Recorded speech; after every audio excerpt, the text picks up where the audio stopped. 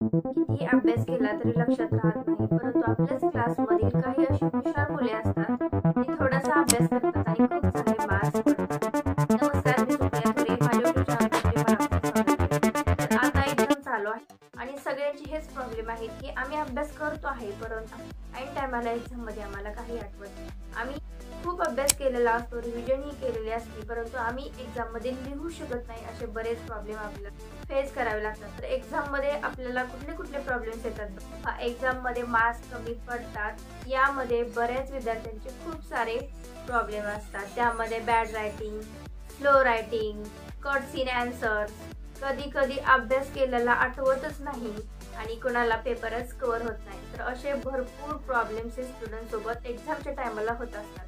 आपण एक्झाम द्यायला तर जातो, परंतु ऐन वेळेला आपल्याला ते आठवत नाही. आपण त्याचा तर अभ्यास खूप केलेला असतो, परंतु ते लिहू शकत नाही. जरी लिहू शकलो तरी आपल्या स्लो रायटिंगमुळे आपला तिथं वेळ खूप जातो आणि आपला पेपर हा कव्हर होत नाही, थोडंसं आपलं राहून जातं. तर असे बरेच प्रॉब्लेम हे विद्यार्थ्यांसोबत आता होत आहेत. तर त्या सगळ्या प्रॉब्लेमचं सोल्युशन आज आपण या व्हिडिओमध्ये पाहणार आहोत. तर आपण अभ्यास तर खूप केलेला असतो, परंतु आपण एक्झामच्या वेळेस ते खूप चांगल्या प्रकारे लिहू नाही शकत. तर ह्या सर्व प्रॉब्लेमचं सोल्युशन आपण या व्हिडिओमध्ये पाहणार आहोत. तर चला तर मग एक एक करून आपण ते सर्व सोल्युशन या एकाच व्हिडिओमध्ये पाहूया. तर पहिलं म्हणजे बॅड रायटिंग. तर तुम्ही म्हणाल की काय बॅड रायटिंगमुळे आपले एक्झाममध्ये मार्क्स एक कट होऊ शकतात का? तर हा, जर तुमचं एवढं बॅड रायटिंग असेल की जे तुमचे चेकिंग करतात पेपर त्यांनाच ते समजलं नाही, तर तिथे तुमचे 100% मार्क्स कट होऊ शकतात. आणि तुमचं रायटिंग एवढंही बॅड नसेल जेणेकरून ते व्यवस्थितपणे वाचायला येईल, तर तुमचे मार्क्स इथे कट नाही होणार. तर तुम्ही ठरवायचं आहे की आपलं रायटिंग हे कसं असलं पाहिजे. जर ते रायटिंग वाचताच नाही आलं तर ते आन्सर लिहिलं काय हे काहीच कळणार नाही. आणि जे आपले पेपर चेक करतात त्यांना ते समजलं नाही, तर ते तिथं डायरेक्ट आन्सर चूक आहे हे घोषित करतात आणि ते आपले मार्क्स कट होऊ शकतात.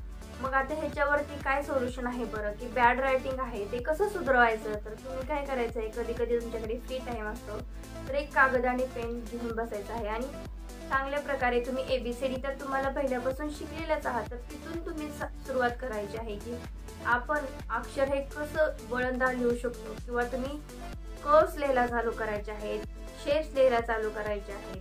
बॅड रायटिंगमुळे जर तुमचे मार्क्स कट होत असतील तर तुम्हाला तुमच्या अक्षरामध्ये इम्प्रूव्हमेंट करावीच लागेल. त्यासाठी तुम्हाला अक्षर वळणदार काढण्यासाठी त्याची प्रॅक्टिस करावी लागेल आणि त्यामुळे तुमचं अक्षर सुधारेल.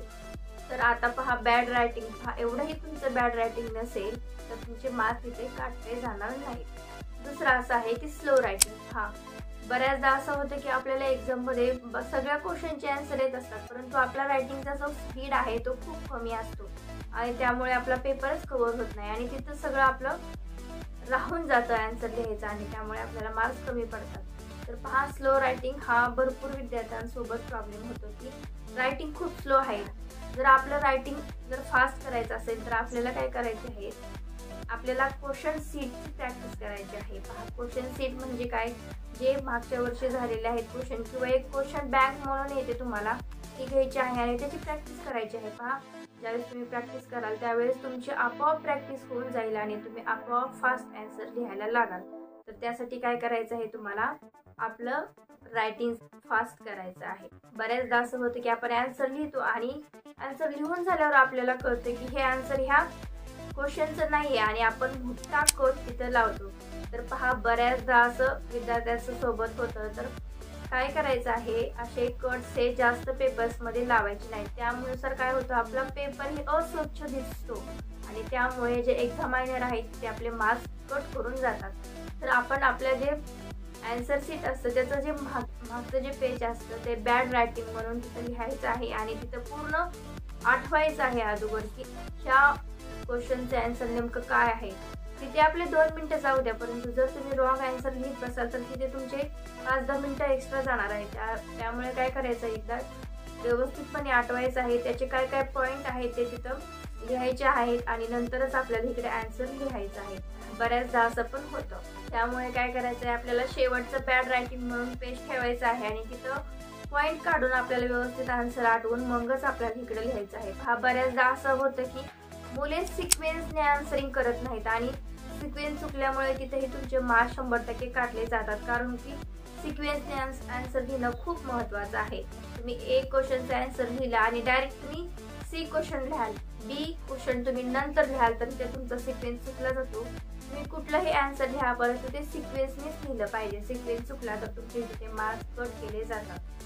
आणि बऱ्याचदा असं होतं की आपण रिव्हिजन पण खूप चांगल्या प्रकारे केलेली असते, आपण अभ्यासही केलेला असतो आणि ऐन एक्झामच्या टायमाला आपल्याला काहीच आठवत नाही. पूर्ण मेमरी आपली ब्लँक वाटते आणि आपण गोंधळून जातो. पहा, ज्यावेळेस आपल्यासोबत असं व्हायला लागतं त्यावेळेस 5-10 मिनिटे शांत बसायचं आहे आणि फक्त आठवायचं आहे की मी किती अभ्यास केलेला आहे आणि मला किती येत आहे. पहा, बऱ्याचदा मुलांसोबत असं होतं की त्यांना क्वेश्चन ए येत असतो परंतु क्वेश्चन बी येत नाही.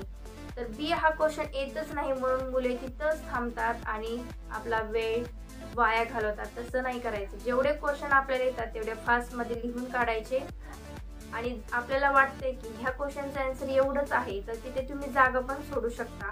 तर तिथे तुमचा टाइम घालवायचा नाही की मला ह्या क्वेश्चनचा आन्सरच येत नाहीये आणि तिथं आपण थांबतो. तर असं करायचं नाही. जेवढे क्वेश्चनचे आपले आन्सर येतात तेवढे पहिल्यांदा लिहून काढायचे आहेत आणि नंतर शांत थांबायचं आहे. ह्या क्वेश्चनचं आन्सर नेमकं काय आहे हे आठवायचं आहे आणि जरी तुम्हाला आठवलं नाही तरी तो क्वेश्चन तसाच राहिला तरी चालतो परंतु त्या क्वेश्चनचा इफेक्ट हा सगळ्या क्वेश्चनवरती पडतो कारण तिथे तुमचा जास्त टाइम गेलेला असतो. त्यामुळे काय करायचं आहे, जर क्वेश्चन येतच असेल तर लिहायचं असेल, नसेल येत तर आपल्याला नेक्स्ट क्वेश्चन हा अटेंड करायचा आहे. हा सगळ्यात मेन पॉईंट म्हणजे पेपर कव्हर होत नाही. हा खूप स्टुडंटचा प्रॉब्लेम असतो की एक्झाममध्ये त्यांचा पेपरच कव्हर होत नाही. थोडेफार क्वेश्चन त्यांचे राहून जातात. मेन म्हणजे लास्टचा जो क्वेश्चन असतो क्वेश्चन 5 तो खूप मोठा असतो, त्याचे आन्सरिंग खूप मोठे करावे लागतात आणि तो त्यांचा क्वेश्चन राहून जातो. तर तो क्वेश्चन न राहण्यासाठी आपल्याला ह्या सगळ्या टिप्स ह्या फॉलो कराव्याच लागतात. आपल्याला आपली रायटिंग चांगली करावी लागेल, स्पीड वाढवावं लागेल. जर एखादी गोष्ट आठवतच नसेल तर तिथे थांबायचं नाही, लगेच आपल्याला सेकंड क्वेश्चन अटेंड करायचा आहे आणि जास्त कट्स पेपरमध्ये आपल्याला लावायचे नाहीत. हे जर आपण खूप चांगल्या प्रकारे व्यवस्थित लिहिलं तरच आपला पेपर हा कव्हर होऊ शकतो आणि आपल्या एक्झाममध्ये चांगले मार्क्स पडू शकतात. त्यासाठी काय करायचं आहे, हे सगळे नियम आपल्याला फॉलो करायचे आहेत. आपला स्पीड वाढवायचा आहे मेन म्हणजे, आणि तो कसा वाढवायचा तर तुम्ही ज्यावेळेस टाईम असेल त्यावेळेस तुम्हाला प्रॅक्टिस करायची आहे. क्वेश्चन तुम्हाला प्रॅक्टिस करायची आहे तर तुमचा स्पीड हा वाढेल. जर तुम्ही ह्या 5 टिप्स फॉलो केल्या तर तुमच्यामध्ये खूप चांगला इम्प्रूव्हमेंट होईल आणि तुम्ही एक्झाममध्ये खूप चांगले मार्क्स मिळवू शकता. तर चला भेटूया अशाच एज्युकेशन नॉलेजेबल व्हिडिओमध्ये. सर्वांना माझा नमस्कार. Thank you so much.